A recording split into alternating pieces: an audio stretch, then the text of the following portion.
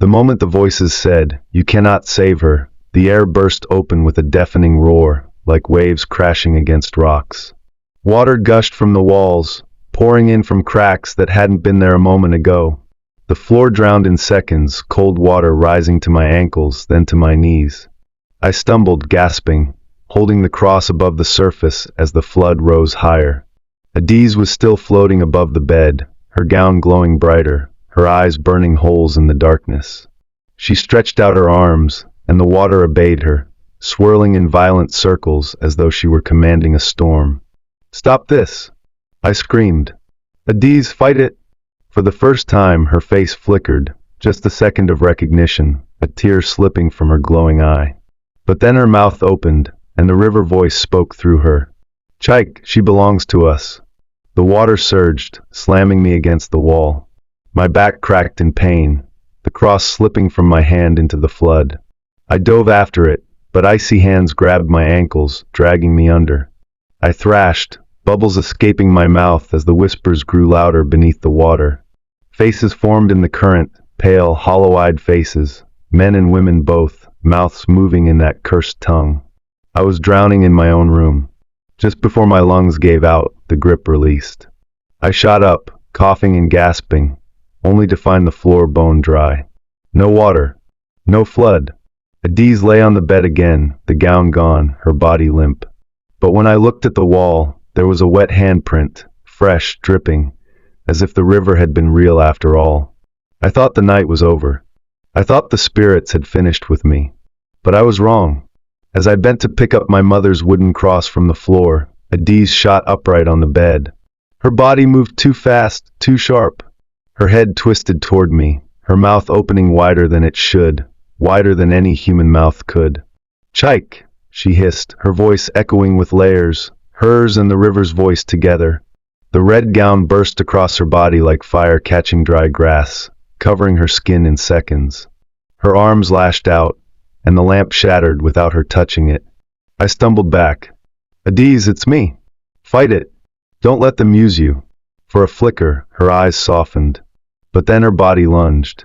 She pinned me against the wall with strength that was not hers. Her nails dug into my shoulders, her face inches from mine, her breath wet and foul like stagnant water. "Leave me," she whispered, then screamed. "Leave me before they take you too." Her teeth snapped shut, grazing my neck. I shoved her away with all my strength, clutching the cross to her chest. She shrieked, her body convulsing, and collapsed onto the floor. The gown vanished. She lay there unconscious, shivering like a child. I couldn't take it anymore. If I stayed one more night, I knew I would not survive. Before dawn, I wrapped her in blankets, locked the house, and ran to Mom and Ketchy's hut on the edge of the village. She was already outside, waiting for me. "I told you," she said, her eyes grim. "You broke the rule. Now the river has marked you both." Mom and Ketchy's eyes glistened with something between pity and dread as she ushered me inside her smoky hut. The air was thick with the smell of herbs and old palm oil lamps. "You are blind, Chike," she said, shaking her head. "You thought you married only a woman. But what you carried into your home is older than this land itself." I swallowed hard, clutching the cross. "Adaeze is my wife. I know her. She is not that thing."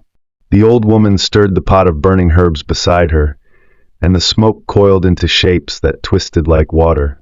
"Do you know the story of the river bride?" she asked. I shook my head, though my heart already dreaded the answer. "Long ago," Mama and Ketchy began, "our ancestors made a covenant with the river. Every generation, one daughter would be chosen to serve as bride to the spirit.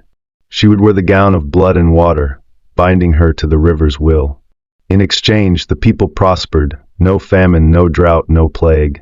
Her eyes bore into mine. "Adaeze is the latest bride." My chest tightened. No, that's impossible. She is flesh and blood. She laughs, she cooks, she loves me." Mom and Ketchy slammed her staff on the floor.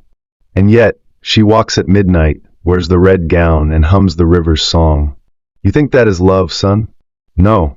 It is possession." I staggered back, shaking my head. "Then why me? Why does the spirit mark me too?" Her voice dropped low. "Because you followed where you were forbidden. You touched what was not meant for you. Now the river has claimed you as well. The room fell silent, except for the crackle of the fire. I sank onto the stool, burying my face in my hands. My wife, my Adaeze, was bound to something I could never fight. And worse, it wanted me too. I left Mama Nkechi's hut with her words pounding in my skull. She is the river bride. And the river has claimed you too. The path back to my compound felt longer than ever. Every rustle of leaves sounded like whispers. Every shadow felt like eyes watching me. By the time I reached the gate, my legs trembled. The house was silent. Too silent. I stepped inside, and the air was heavy with dampness. The faint smell of the stream clung to the walls. Adaeze was on the bed, still wrapped in the blankets I had left her in, breathing softly like nothing had happened. For a moment, I hoped it was over. That maybe Mama Nkechi was wrong. That maybe this was all in my head. But then I saw it. The red gown. It was no longer hidden in the wardrobe. It was laid out neatly across the chair in the corner, as if waiting. The fabric shimmered faintly in the dark, like fresh blood under moonlight. My chest tightened. I wanted to throw it into the fire, to tear it apart with my hands, but Mama Nkechi's warning rang in my ears, never touch. I sat on the bed, clutching my cross, watching the clock. Every tick felt like a drumbeat leading to doom. When the hands struck midnight, Adaeze's eyes snapped open. She rose slowly, turned her head toward the chair, and whispered words I could not understand. The gown lifted on its own, and before I could blink, it wrapped itself around her body with a hiss like water hitting hot stone. She turned to me, her eyes glowing red. "Chike," she said, her voice carrying the river's echo. "Tonight, you follow me willingly." Her voice wasn't hers anymore. It was layered, sharp, pulling at my bones. Before I could resist, Adaeze gripped my wrist. Her skin burned like fever, her nails digging deep, and yet her touch was cold as the river. I wanted to fight, to pull free, but my body betrayed me. My legs moved without command, following her through the compound, through the path behind the farm, into the bush where shadows twisted like hands. The night was silent, too silent. No frogs, no crickets, not even the rustle of leaves. Only the sound of her gown dragging against the earth like wet cloth. Then I saw it. An old shrine, swallowed by vines and moss, sitting at the edge of the stream. The air there was thick with the smell of iron and something sweet, rotten. Cowrie shells lay scattered on the ground, and broken calabashes floated in the shallow water. Adaeze released me. She stepped into the clearing, her arms rising slowly as if welcoming unseen guests. "Chike," she whispered, her voice distant. "This is where they wait." The stream rippled though no wind blew. From its black surface, faces appeared, half-formed, shifting, with mouths that opened and closed without sound. Then the water swelled, rising like a chest inhaling. Suddenly, hands of water burst out, reaching for me. Cold fingers clawed my ankles, my arms, my throat. They pulled, harder, harder, dragging me toward the stream. I screamed Adaeze's name, but she only tilted her head, her red eyes shining. "Don't fight," she said softly. "If you love me, you'll come." The water yanked me forward. My feet left the ground. My chest burned. The stream's surface rose up like a mouth ready to swallow me whole. And just before my face touched the water, I heard a voice, not Adaeze, not the river's. A deep, ancient whisper that hissed directly inside my skull. "He is ours now." The water's grip tightened, dragging me closer, closer. My chest convulsed as icy fingers wrapped around my throat. The stream's black surface shimmered like an open mouth waiting to swallow me whole. Adaeze stood still, watching, her red gown fluttering though there was no wind. Her eyes glowed brighter, unblinking. I screamed again, but the sound was smothered by the hiss of the river. My body bent forward against my will. One more pull, and I would vanish beneath the surface. Then, boom! A thunderous crack split the night. Not lightning, not thunder. It was the sound of something breaking. The shrine's clay altar crumbled, shattering into pieces. A gust of hot wind burst from the ruins, scattering the cowries and snuffing the flames of the candles that had lit themselves around the shrine. The water hands froze. The grip around my throat loosened. For the first time I could breathe. Adaeze staggered, clutching her chest as if something had struck her from within. She hissed, her voice no longer hers but the river's. "Who dares?" From the shadows of the trees, a figure appeared. It was Mama Nkechi. She leaned on her staff, her wrapper tied tightly, her hair wild, her eyes glowing faintly with firelight. Smoke rose from the bundle of herbs clutched in her left hand. "I told you not to return home without protection, boy," she rasped.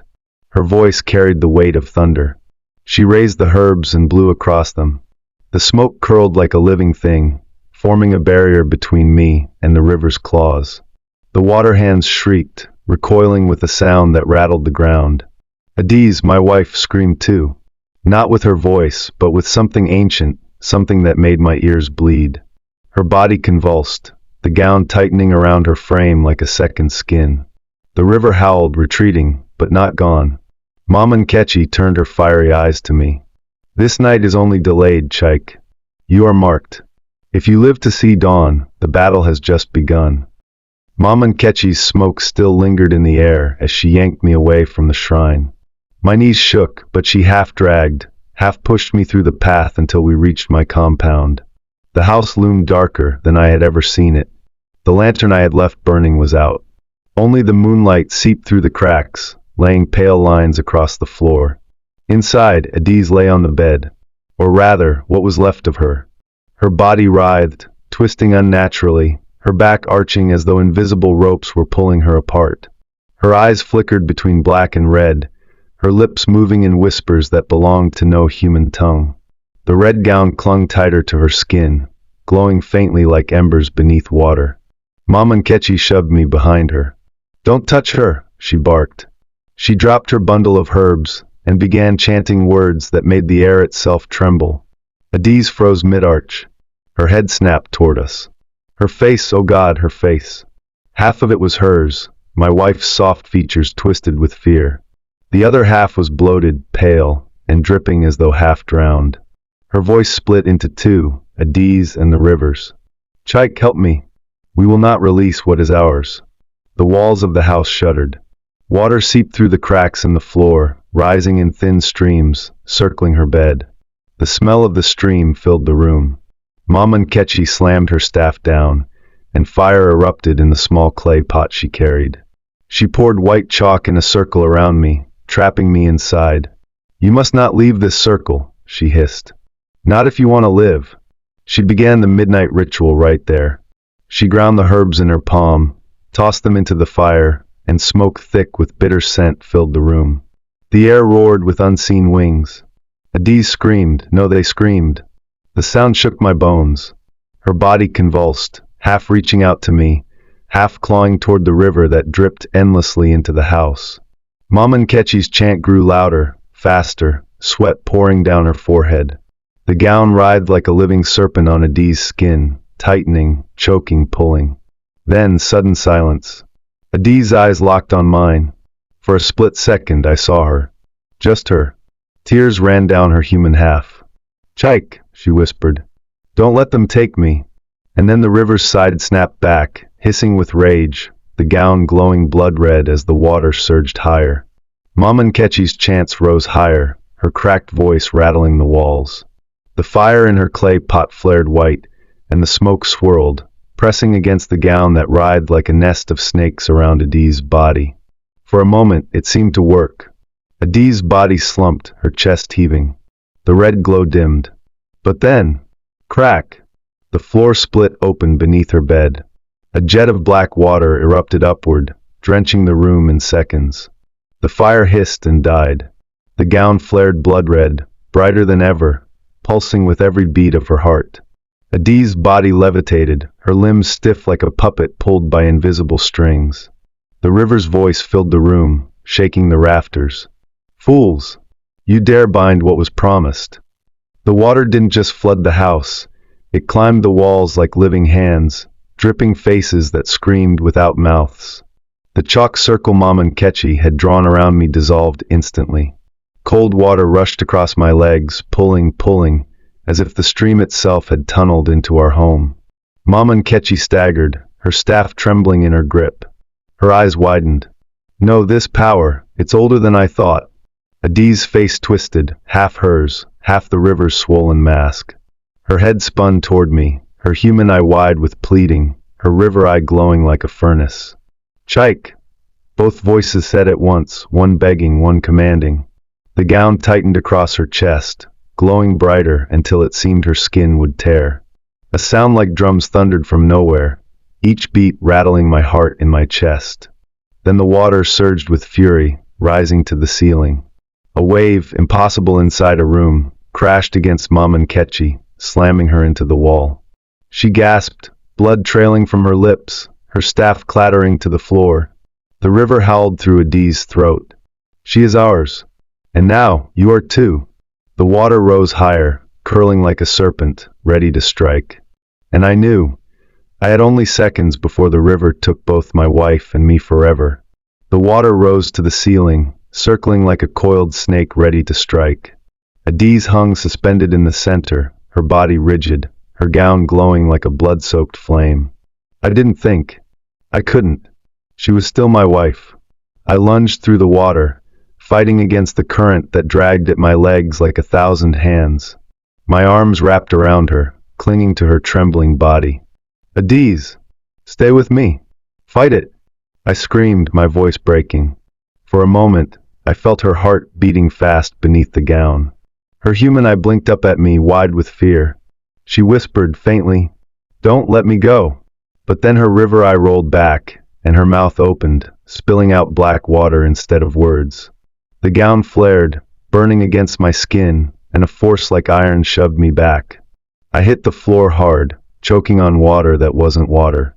Across the room, Mama Nkechi coughed blood, her hand trembling as she crawled toward her fallen staff. Her voice was weak, almost gone. "I can still hold it, one more time." She lifted the staff with shaking arms and slammed it against the ground. Sparks burst, forming glowing cracks that held back the flood for just a heartbeat. "Boy," she rasped, "your love is her chain. Hold it fast. I'll burn the rest." I staggered back to Adaeze, my hands gripping her arms even as her body burned with unnatural heat. "It's me, Adaeze. Not them. Look at me. Look at me." Her head jerked, her human side struggling to surface. Tears streamed down her normal eye, while the riverside shrieked, twisting her mouth into an inhuman snarl. Mama Nkechi raised the staff high. It glowed white-hot, her body shaking violently with the strain. "If this fails, both of you will drown," she cried. The house roared, the water spiraling, the gown blazing like fire soaked in blood. And then everything clashed, my grip, her love, Mama Nkechi's last spell, colliding in one blinding storm. The room exploded with light and water. The walls shuddered as though the whole house would collapse. Mama Nkechi's staff blazed, splitting the flood into two torrents that slammed against either side of the room. I held Adaeze tight, shouting her name into the storm.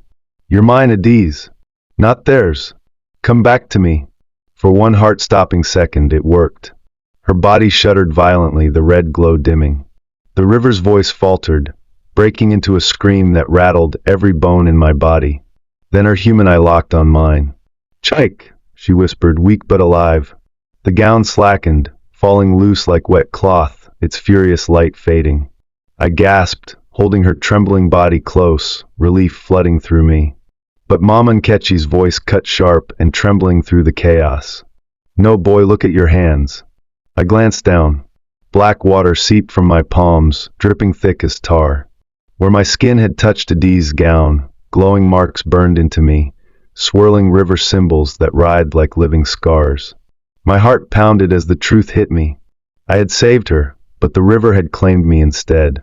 Adaeze clutched me weakly, sobbing. "No, not you. It was meant to be me." The water in the room hissed and withdrew, vanishing into the cracked floorboards as if satisfied. A deep, mocking laugh echoed through the silence, fading into the night. Mama Nkechi slumped against the wall, her staff dimming. Her eyes, weary but sharp, fixed on me. The spirit does not release its promise, it only trades. "Chike, you are marked now. Before long, it will come for you." Adaeze wept in my arms, while my burning hands dripped with the curse that had spared her, at my cost. And outside, in the distance, I swore I could hear the faint ripple of water, as though the river itself was laughing. The next morning, the house was quiet, but it didn't feel safe. The floorboards were still damp, and no matter how many times I wiped them, water kept seeping back through the cracks. Adaeze sat beside me, pale and exhausted, her red gown folded neatly on the chair. She wouldn't even look at it. "You shouldn't have touched me," she whispered. "It was supposed to end with me." I wanted to reassure her, but the words stuck in my throat. My palms still burned where the black marks coiled, faintly glowing when the sunlight touched them. I kept my hands hidden under cloth, but I could feel the river inside them, pulsing, breathing. That night, the first dream came. I was standing knee-deep in water, the moon shining on the surface. The river stretched endlessly in every direction. From the fog, figures rose, faces I didn't know, but all wept silently, their eyes black pools of water. And then I saw her, Adaeze, standing far away, calling my name. But each step I took sank me deeper until the water closed over my head. I woke gasping, my bed soaked as though I had drowned in my sleep. The days blurred. At the market, I swore I heard the sound of rushing water though the air was dry. Buckets near me spilled on their own, puddles forming strange, spiraling shapes. At night, my reflection in the mirror didn't always move when I did. Sometimes it lingered, smiling faintly before catching up. Mama Nkechi watched me with haunted eyes. "It has begun," she muttered. "The river calls its debt. It will not stop until you walk into it willingly." Adaeze clutched my arm, trembling. "Then we'll fight it again. We'll find another way."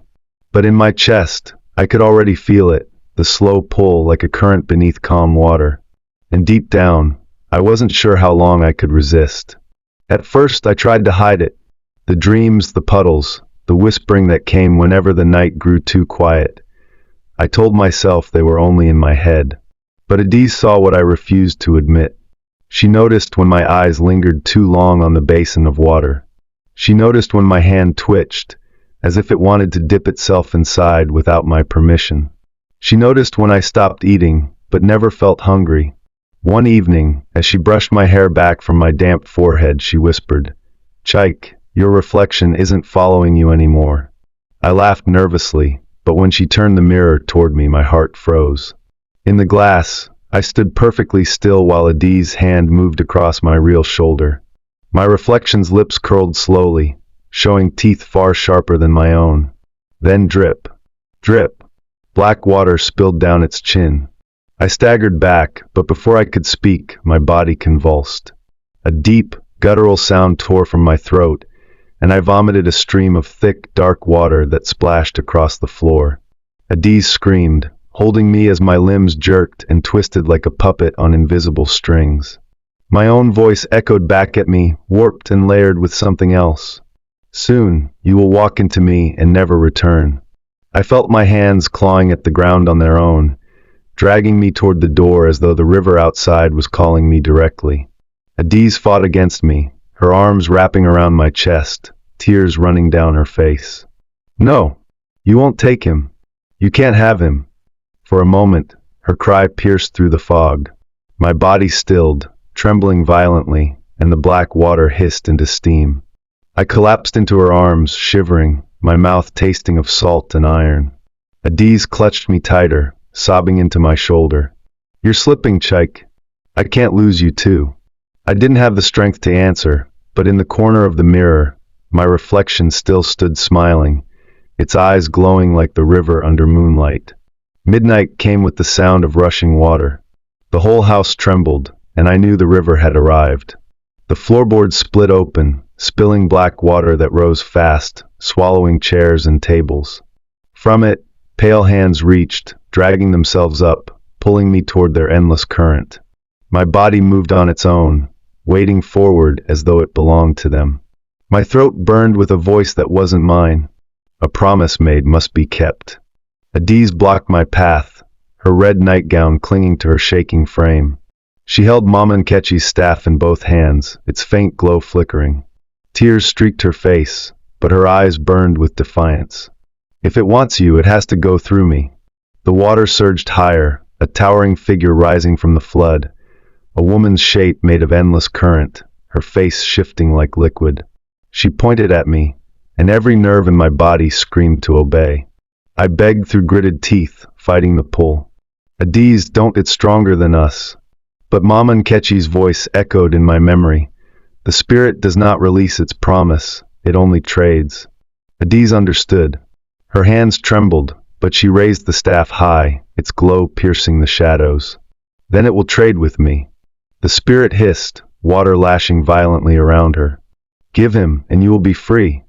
Adaeze's tears fell into the flood, rippling out like fire on oil. She looked at me broken. If I save you, I may lose you anyway. If I end this, I'll lose you forever. The current yanked at my legs, dragging me down. My vision blurred as I sank deeper into its grip. Then, with a scream that shook the house, Adaeze slammed the staff against the water. A blinding flash erupted, ripping through the spirit's form, shredding the gown's cursed thread. The house shook. The river's cry split the air like thunder. The spirit thrashed, dissolving back into dark spray. When the light faded, the flood was gone. The house lay in ruins, but I was alive, gasping on the floor. Adaeze knelt beside me, her hands trembling, the staff broken in two. But her eyes, they were no longer the same. One was hers. The other gleamed faintly, dark as the river at midnight. She had saved me. But as I held her close, the sound of dripping water echoed through the silence, as though the river was still inside our home.